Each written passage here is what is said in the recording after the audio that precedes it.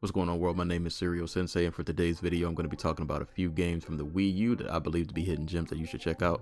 Now, a few of these I think can only be purchased on the Wii U eShop, which is now closed, so I don't know how you'll be able to get a hold of them, but listen, you can use alternative means. I ain't no snitch. I'll look the other way. Do what you got to do to get what you got to get. But yeah, let's go ahead and get right into it. Now, I know you're thinking, how is Tekken Tag 2 a hidden gem? It's only one of the greatest fighting games that's ever been created, and you're not wrong, but hear me out. I know for a fact that there's somebody watching this video right now who did not know that Tekken Tag 2 was on the Wii U, and they also didn't know that the Wii U version is one of the best versions of the game because it came with the DLC and a few extra features that the other versions don't have. So on the gameplay front, Tekken Tag 2 on the Wii U plays just as good in my opinion as any other version of the game.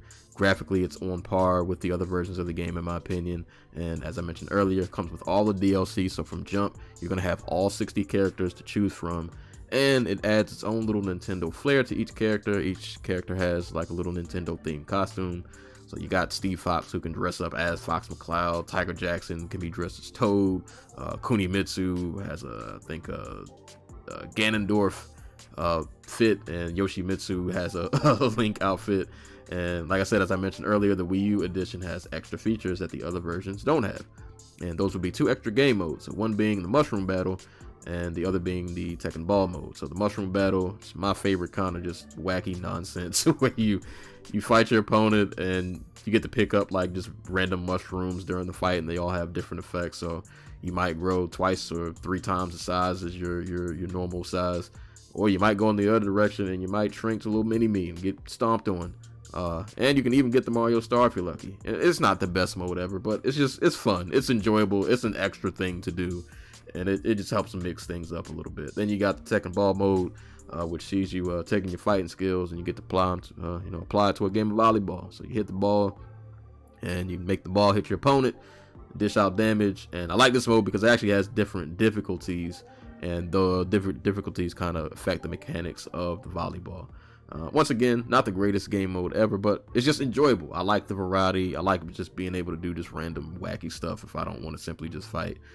So if you happen to have a Wii U and you don't have Tekken Tag 2 on the Wii U, pick it up if you can find it. Classic game, really just an amazing fighting game, and they did it justice on the Wii U, and they just added some Nintendo flair to it, which I think, in my opinion, makes this an essential hidden gem pickup.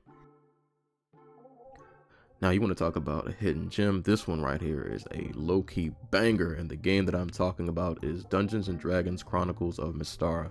Now, Dungeons & Dragons Chronicles of Mystara is an HD remaster of two old Capcom games, which would be Dungeons & Dragons Tower of Doom and Dungeons & Dragons Shadow over Mystara. Now, I've never played the originals, nor do I know anything about Dungeons & Dragons, but boy, this game right here, this joint is fire, and I actually did a full playthrough of this game on this here channel. I will leave a link to that if you want to check it out.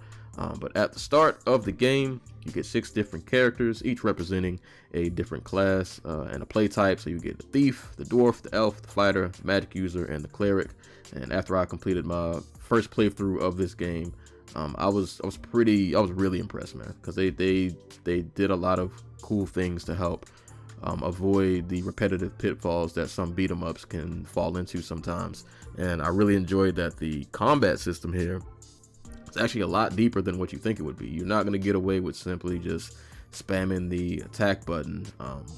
There's so much other stuff that you can do aside from the regular attack button. Each character has like specific inputs that you can enter to pull off like some of the more damaging attacks. So if you're familiar with Capcom fighting games, you'll probably be able to figure out some of the inputs that'll help you do some of the better moves of the game. And then also you have this cool item wheel, and that gives you like additional attacks and abilities, which could be anything from throwing a bomb to healing yourself or using some kind of elemental magic. And using having that kind of combat system spread across 6 different characters who all play different just gives way to so much variation, and it makes the fighting in this game so much more engaging, and it really gives it a lot of replay value. And I also love that throughout the game you get to explore different areas. So depending on like certain decisions you make throughout the playthrough, each playthrough won't necessarily be the same because you have different routes that you can take, and this once again just adds more to the replay value and just makes this experience so much more fleshed out than other beat 'em ups that I've played. Like I really felt like I got my bang for my buck after I played this. And the enemies have solid variation. Stage designs are good. The boss fights are fun and they're challenging. I like how the character sprites look, and I would definitely say the soundtrack fits of what I would think I guess a Dungeons and Dragons soundtrack would sound like. And while the runtime of this game isn't too long, I cleared this I think on my playthrough in probably a little over an hour, but that's a good thing because there's so much other content in this game that you can come back to do. They got challenges that you can complete. They have a vault that you can go and you can go purchase concept art, and you can purchase additional game modes and items that will affect the next time you play the game. Like there's so much content in this, and I didn't even mention that technically you're getting 2 games for the price of 1, because you can also play Tower of Doom. I really only talked about the Shadow of Mystara part because that's the one that I played, and from what I've been told, that's the superior version compared to Tower of Doom. But you're getting 2 games for the price of 1. But that one alone is fire, man. This joint is a banger. Dungeons and Dragons Chronicles of Mystara is a fantastic beat 'em up on the Wii U, and I could not recommend this enough.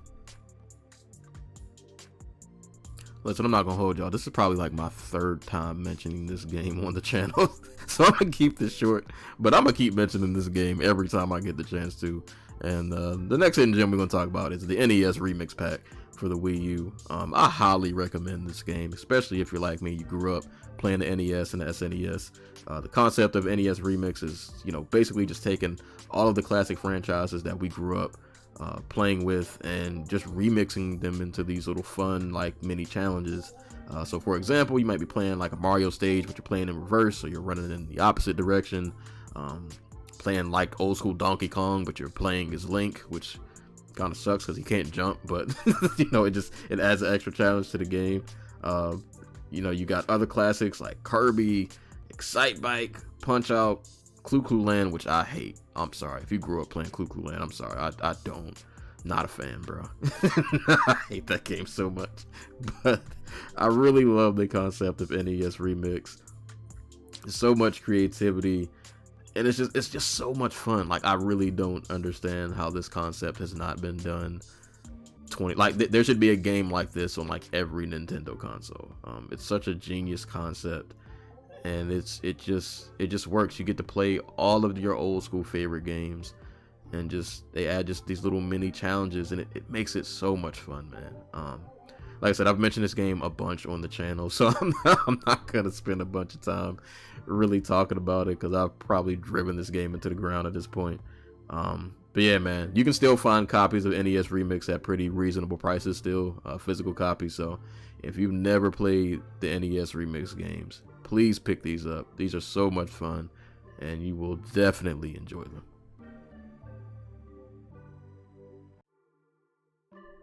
Nintendo Land is a party game that was actually a launch title for the Wii U when it originally released, and it's designed in a theme park setting, and Nintendo Land just takes you through this theme park, which is a series of mini games in which each attraction is pretty much based off of a popular Nintendo franchise.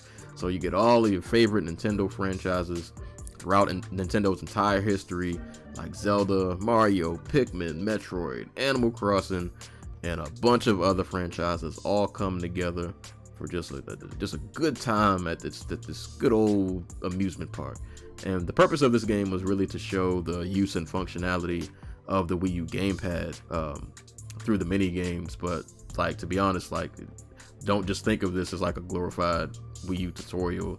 Like this game is legit fun. Like this game is legitimately good, and it really showed the potential of the Wii U gamepad, of how it could have been used in more creative ways. Not every Wii U game used it the way it should be, but that's a story for another day. But these attractions are all fire. You've got Metroid Blast, which will have you flying through Samus's ship, shooting enemies, and you can take it to the ground where you get to do some run and gun, and you get to flip and shoot and have a lot of fun. You got the Captain Falcon's Twister Race, so you get to get your F-Zero action in. You got Legend of Zelda Battle Quest, which really exposed how bad I am at archery and shooting arrows, but it also had sword play mode, so I did a little better in that one. I'm pretty nice with the sword. And one of the more creative mini games that I really enjoyed, even though it pissed me off, was the Donkey Kong's Crash Course. I really like the use of the gamepad on this one. Use the gamepad to kind of guard your cart through this wicked, just evil obstacle course. But I liked how they implemented the gamepad, and there were even points where you had to blow on the gamepad to like simulate wind so that you could make like a certain platform move. So I thought that was really dope. Yoshi's Fruit Cart was also really cool with the way they used the gamepad. You got a chance to like draw on the screen, so you could guide the cart through the stage and also collect items along the way. Should be noted that some of these mini games do require 2 players to play, but some of them you can do solo. The mini games are super well designed. The theme park itself is beautiful. It's alive. It's I felt some love, man. There was some love in this game, man. It was this really showed, I think, Nintendo at like peak creativity, and it showed the vision of the Wii U, I feel like, of what could have been had it been implemented in the best way. Just unfortunately every game didn't utilize it in the best way. But man, the park, just look at the park, man. Why does the park look so fun? Don't you want to go here? Look at all these little me people running around, like, having a time of their life at this park. But man, Nintendo Land, super fire. Definitely a hidden gem on the Wii U. And you can still find physical copies of this that are actually pretty cheap. So if you've never played this, definitely pick this one up. You're gonna have a really good time. Nano Neo Assault is a fast-paced twin-stick shooter where you pilot a small ship that's basically trying to take out this virus called the Nanostray virus, and you know, it's just your job to go wipe this virus out. You know, can't depend on CBS, can't depend on Robitussin. It's you gotta be the Robitussin. The game is broken up into 4 clusters, and each cluster has a set of stages that you gotta complete before you move on to the next area. And as typical of a twin-stick shooter, you're gonna be in motion a lot of moving around, a lot of dodging enemies, very fast paced, and you know, just a lot of you firing and returning fire and trying not to get hit. And you'll also be able to collect currency that you can use to buy upgrades and additional attachments to your ship. You get to do that in between stages, and you'll be needing these upgrades because it gets really hectic, and you will need all the firepower and all of the defensive measures that you can have. And you won't be able to leave the stage until you've purified the cell, basically meaning you have to clear a certain percentage of the enemies on the stage, and then once you've done that, you'll be notified of the exit point. But you have a time limit to get to the exit, so you got to hurry up and get to the exit before the stage closes. Graphically, I love how this game looks. Just the fact that you're fighting like viruses and cells, I feel like it gave the game some liberty to just look really creative and do some cool things with the stage design, as well as like the backgrounds and just the overall atmosphere. And the soundtrack is on point. It's, you know, some real fast, like kind of upbeat electronic music that really, you know, moves at the same pace as the game does. Admittedly, I have not finished this yet because this Omicron cluster, that stage, boy, they are killing me over there. But I'm having a blast playing it, and I will be uploading some of that gameplay to my secondary YouTube channel, After 99 Gaming, which hopefully I will have a link to somewhere in the description. So check that out. But yeah, Nano Assault, super dope game. Unfortunately, since the eShop is closed, you won't be able to get this on the Wii U anymore, but it is available on the PS4 if you would like to play it on a modern console. Alright, the next game I'm going to mention, I'm actually kind of freestyling this. I didn't even write the script for this. I am spitballing this off the top of my head. But I wanted to mention The Fall. This is definitely a hidden gem on the Wii U, and you can also play this on the Switch, as well as the sequel, The Fall Part 2 Unbound, which I believe is only on the Switch, unless you also have Steam. But The Fall is a sci-fi indie kind of exploration point and click kind of game. I'm not really sure how to describe this, but man, I really enjoyed this game. The story of The Fall has you playing as a combat suit named Arid, and you kind of crash land on this mysterious, you know, place, and your pilot is pretty damaged, so you're trying to find health supplies to save your pilot from dying. And outside of that, I can't really say anything else because this game is very heavy on narrative, so I can't. That's kind of like the heart and soul of the game, really, is the story. and it's really dope to see this narrative unfold. Gameplay wise, this is more adventure, point and click, solve puzzles. I can't sell you on the action of this game because there is action. You can like shoot a gun, but the action of this game isn't really the point of it. So like the action, to be honest, it's not really that good. But if you like story and narrative, I would have to recommend this game, man. And I love the atmosphere. This game is dark. It is mysterious. It definitely gave me some Metroid vibes when I first played this. And yeah, man, like if you like sci-fi and you want some sci-fi, you know, little sci-fi fix, get you a nice little narrative, nice little story involving AI and consciousness and other stuff that I can't really mention. But nah, man, The Fall, this was actually like one of the first indie games I ever purchased that I had on the Wii U, and I just recently finished it for the first time, maybe like a year or so ago. I really enjoyed this. But like I said, the gameplay, it's very much more so point and click, walk around, solve puzzles. The action is very secondary out, so I don't want to sell you that the action is the focal point in the game, because it's not. But I would definitely recommend The Fall. And if you play it on the Switch, it'll be a better experience than the Wii U. I think they updated the graphics and the controls because the controls are kind of wonky on the Wii U. They're still kind of wonky on the Switch, but it's more manageable. But yeah, play The Fall on the Switch. Play The Fall Part 2 Unbound on the Switch. These are two hidden gems that I really think more people should know about. But these were The Fall Part 1 was on the Wii U, so I'm gonna count it in this video. Yeah, it's a really dope, just indie sci-fi game with a really good narrative, and I really enjoyed it, and y'all should definitely go check this one out. Now, some people would say Devil's Third is not a hidden gem, more so a game that should have just stayed hidden and never released. But in my opinion, despite its issues, and it definitely has some issues, but in spite of those, I still think this game is pretty fun. Now, Devil's Third is a third-person action-adventure hack-and-slash game where you play as the homie Ivan, who is a convict, and he is currently serving an 850-year sentence for terrorism. That is crazy, but the only way for him to get his freedom is to basically help the U.S. government take down this terrorist organization that he used to run with once upon a time. So I kind of gave my full thoughts of this game in a previous video, so I'm going to leave a link to that below. I won't spend a ton of time on this, but what I can say is Devil's Third is just one of those games that you just got to shut your brain off, and you just got to submit to it and just accept it for what it is. And if you can accept it, I think you'll have a decent time. Now, most likely you won't care about the characters. The story's kind of meh. And personally, I was kind of hoping the combat system would be a bit deeper than it was, considering the kind of game it is. But even with all that said, I'd be lying if I didn't say that this game was just comically violent, over the top, cheesy, but in like the best kind of way. Like you'll be shooting off people's heads, hacking off limbs, driving vehicles, shooting explosives, just getting into all kinds of crazy fights. And like I said, while the combat system isn't as deep as it probably should be, they kind of make up for it. You get a nice variety of weapons to choose from. You got katanas, we got pipes, we got machetes. My personal favorite, the sledgehammer. Ooh, you about to get it. You about hammer time. Pow! And other myriad of guns to choose from. It's not really much to sell you on this game.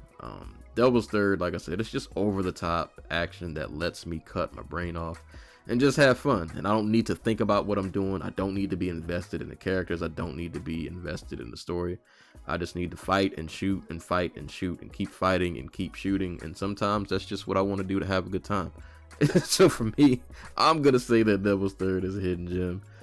It's not great at any one thing, but it's overall it's fun. It's a fun little cheesy C-class game, and for me, it ticks off the bare minimum and it passes the bar. So I'm gonna say Devil's Third is a hidden gem, and you should check it out if you get the chance. And that is going to be all for today's video. My name is Serial Sensei. Appreciate y'all coming through, checking this out. Hope you enjoyed it, and let me know, do you have any Wii U hidden gems that you think I should check out? Because I still have a Wii U and I still play it. So if there's some hidden gems out there that maybe I can find a physical copy of, I will definitely buy them. So let me know in the comments below. But that is all I got for today. Until next time, I will catch y'all on the next video.